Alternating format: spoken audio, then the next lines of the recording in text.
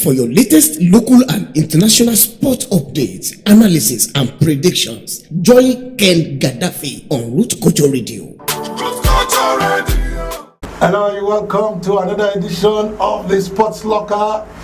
I'm sure you are all excited and really are looking forward to today's English Premier League. And so on the Sports Locker today, we are just going to do a brief preview of the matches that are coming up. Yesterday, of course, you all watched the matches. Surprise result. Tottenham Hotspur suffered from the hands of Bournemouth once again. Bournemouth is more like giant killers, and that has thrown the race for the top four really very open. Not top four, let me not say top four, because we all know that it's a two-horse race between Liverpool and Manchester City, sorry. And Liverpool won yesterday. It was a tough one. They left it late against Newcastle, and it ended 3-2. That goal by Ogigi, I don't know how crucial it is. Is it going to be the goal that will win the title for Liverpool? Well, we have to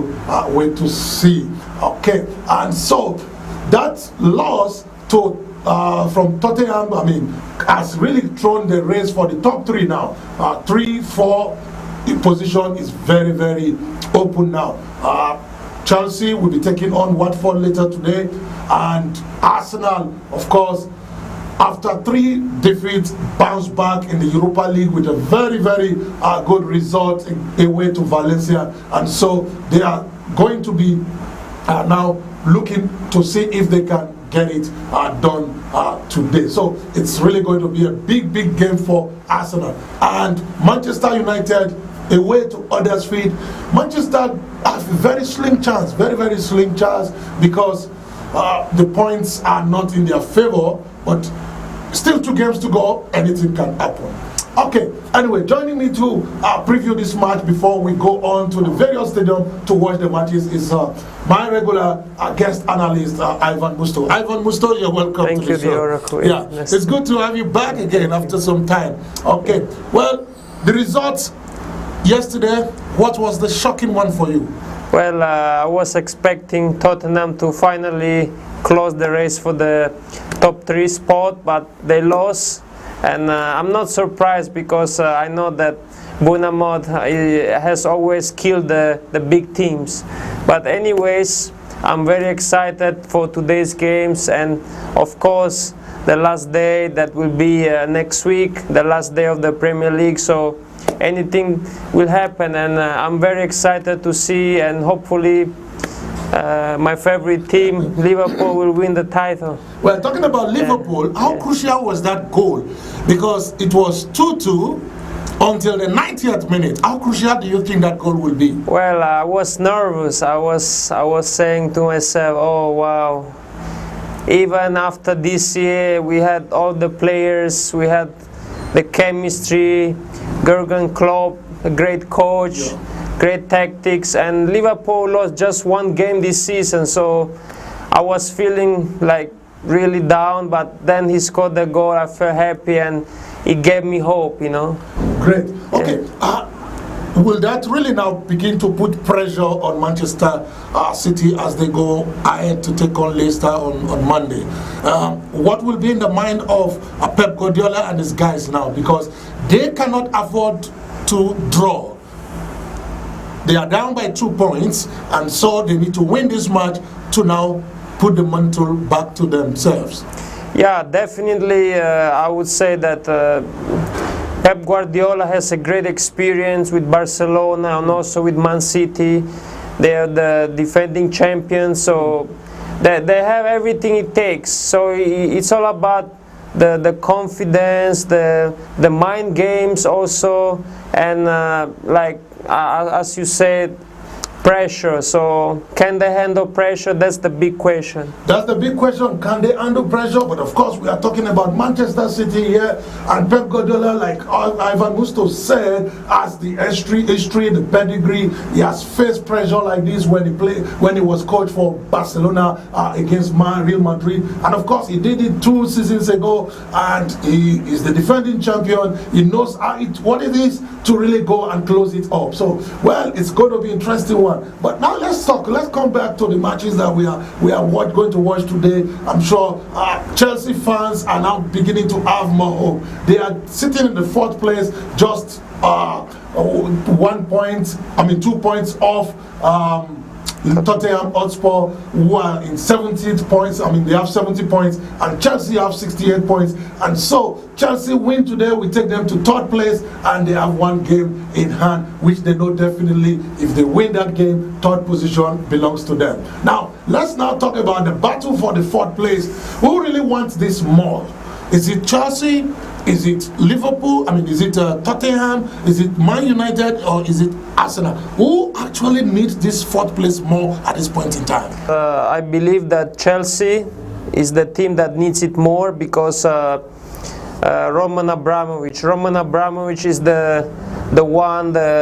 I believe that there is only one owner in the whole BPL that is really into success and winning than Roman Abramovich. And Roman Abramovich, I believe that in the past history has fired some great coaches, even though they won for Chelsea, like Di Matteo won the Champions League and then was fired the next season, Ancelotti, and of course Conte. So I would feel sorry for Sarri to go after just his 1st season.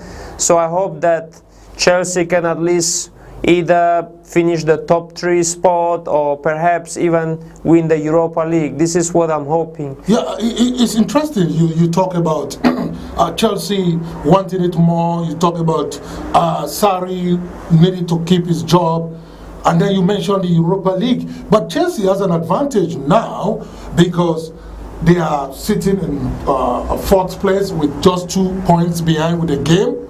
So, just like you said, Abramovich fires his coach even if they win, because we saw, like you said, Di Matteo won the Champions League and was fired. Ancelotti won, I think, the FA Cup and was fired. Conte won the EPL and was fired. So is there any motivation for Sarri now to win the top 4 and to win the Europa to keep his job? Yeah, definitely. That's why I believe that Chelsea wants it more. Chelsea wants it more, not Sarri, because there's no security for Sarri even if he wins the Europa League or the qualifies for the Champions League. Is there any security for him? Well, I believe that if he wins the Europa League, there will be security, because no matter what happens in the BPL, they'll still play in the Champions League next season, and this is what Abramovich wants. Good, interesting. Well, viewers at home, what's your opinion? Do you think that's another good talking point? Do you think Sarri will be able to keep his job even if Chelsea qualifies for the Champions League or wins the Europa League? Well, drop your comment below. But then I think Arsenal. Now, talking about Emery, this is his 4th season also.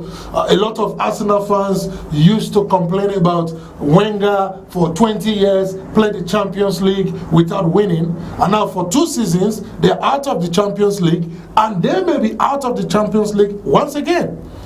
So, is the Europa a gateway for them? They're a foot to the finals, which they may or may not meet Chelsea in the finals. So, for you, what do you think? Should Emery focus now on the Europa and save himself from the the EPL, or go for both? Go for both, definitely, because there is no assurance that if they focus just on the Europa League, they can win it and go to the Champions League next season. So definitely they have to try to finish in the top 4. But we saw in the last 4 games, they lost 3, lost to Wolves, lost to Crystal Palace, and yes, they won against Valencia. But today they are playing Brighton. Do you see them winning this match? And then they have to win the last match against Burnley, and then pray for Chelsea or Tottenham or Man United to slip again with just 2 games. That's Arsenal's virus. It's a habit. So it's hard to erase a habit. You cannot erase a habit immediately. It takes time. So I believe that Emery has done a great job, and I would say that now that they have these 2 opportunities to either finish in the top 4 or win the Europa League. Just go for both of them, and hopefully the habit can be erased this season, so from next season the habit will be gone and they can start as the new Arsenal. Good. Well. The habit has to go. Because They say old habits are hard to give up. Arsene Wenger is still in the shadow. So. I said Wenger is still in the shadow. That's true. Okay, but lastly, any chance for Ole Gunnar Solskjaer? He came in, Mourinho left. He came in at a time that it was very difficult. He pushed them on. At some point in time, they got to the top 4. They slipped now to 6th place. They are out of the Champions League with just 65 points. Even if they win today against Huddersfield and they win next week, they can only finish 71 points. So they will have to depend on slip up from Arsenal, Chelsea, and or Tottenham. Any chance for Man U? I'm not giving any chance because he has done a tremendous job. Just let him focus from next season. Okay, well, Man U fans, that's the advice there. Let him focus for next season. For now, it's definitely now a 3-horse race for those coveted 3rd and 4th place. So let's see how it goes today. Arsenal will be taking on Brighton, while Chelsea will be home to Watford, and Manchester United will be going to play against Huddersfield. Okay, well, viewers at home, if you are just joining us, don't forget to hit the like button, subscribe to the Oracle of Cambodia, as we will be bringing you regular updates on the EPL as we go down the wire. Don't forget to join us on the Oracle Daily, when we bring you up-to-date news, prediction, analysis of football, not just in the world, but also in Cambodia and everywhere the sport is going on. Well, Ivan Musto, thank you very much for being part of the show today. Okay, and viewers, see you again soon. Don't forget to hit the like button, and of course, as usual, subscribe to the Oracle of Cambodia if you've not done so. Bye for now.